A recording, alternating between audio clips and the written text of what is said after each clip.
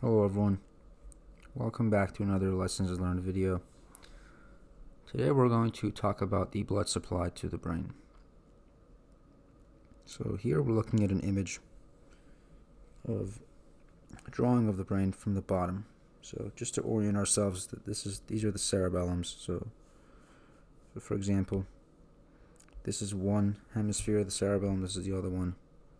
Here we have the spinal cord. This is going to be the medulla, and then we have pons here. These are the temporal lobes, and then we have mammillary bodies, so we're at the level of the hypothalamus here. This is the optic chiasm, and these are the optic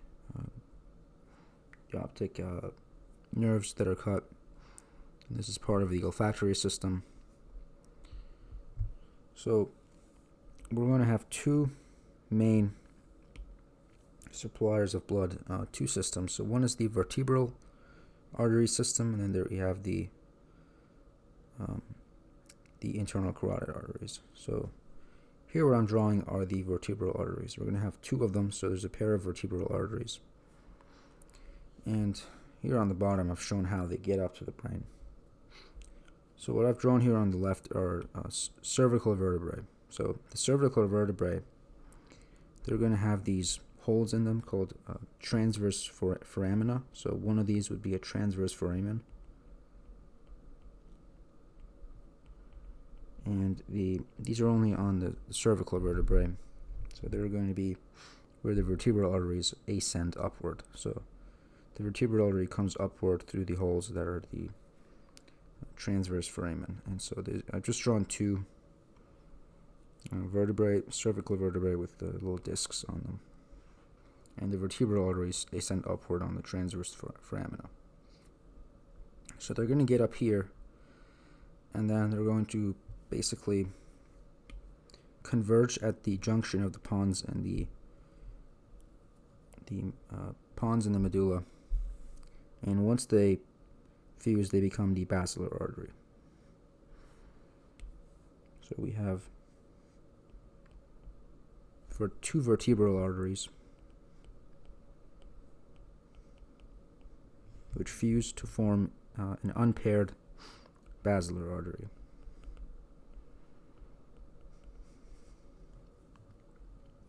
Now, there's going to be some important branches coming off of the vertebrals. For one, we're going to have these two branches coming together and forming the anterior spinal artery. So this is the anterior spinal artery here.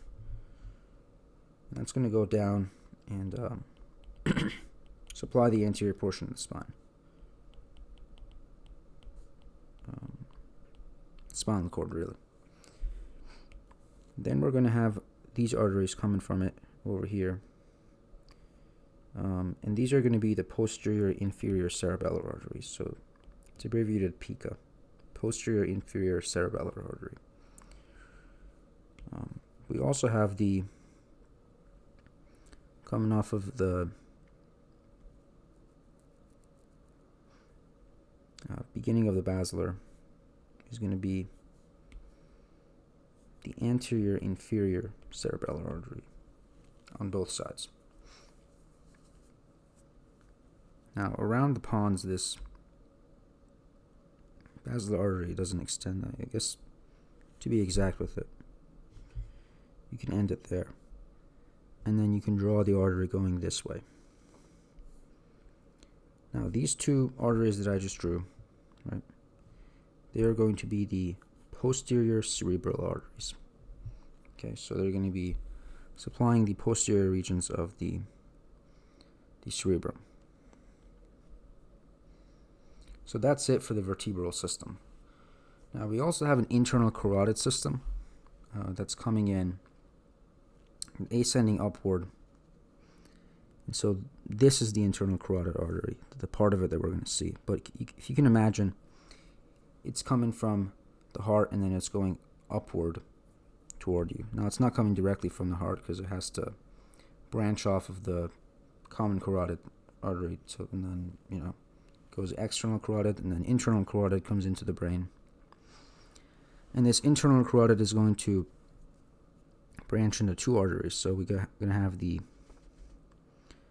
the middle cerebral artery. So middle cerebral is going to come in and branch and go right here. And it's actually going to go under the sylvian fissure, where it's going to go under the temporal lobe. So again, we can have the other one going like this, supplying those regions. So those are the middle cerebral arteries.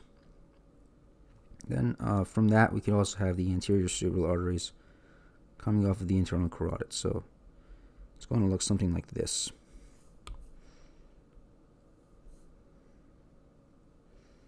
So just to review again, this is the internal carotid artery. This is the middle cerebral artery. And this is the anterior cerebral artery. Now, you can have these sets of arteries and your entire system will be functioning properly without an absence of pathology, but some people have communicating arteries, and we'll explain the purpose of these. So these right here, this section is the posterior communicating artery. So PCOM is the abbreviation there. You can notice that the posterior communicating artery is going to connect the vertebral system with the internal carotid system, right? So that if there is an occlusion in one of the arteries, or in an internal carotid artery perhaps, the vertebral system can supply blood through it, and it would basically compensate for the loss of blood in one of those arteries. People could also have an anterior communicating artery, which is around over here.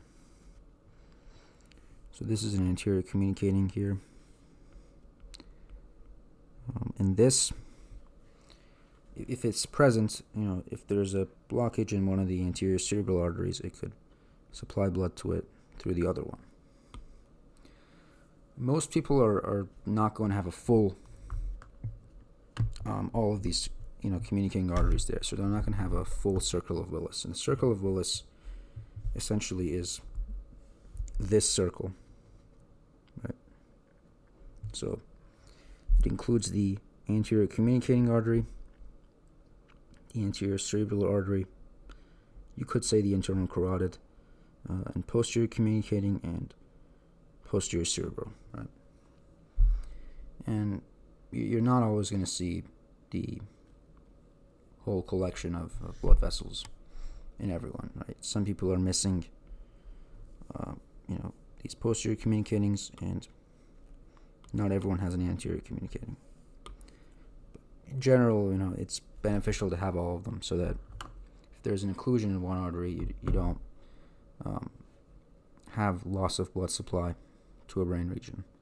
And potentially, if one of the big four arteries, so you have two internal carotids and two vertebrals, if one of them gets blocked, the blood supplied from the other three might be able to compensate if you have those communicating arteries.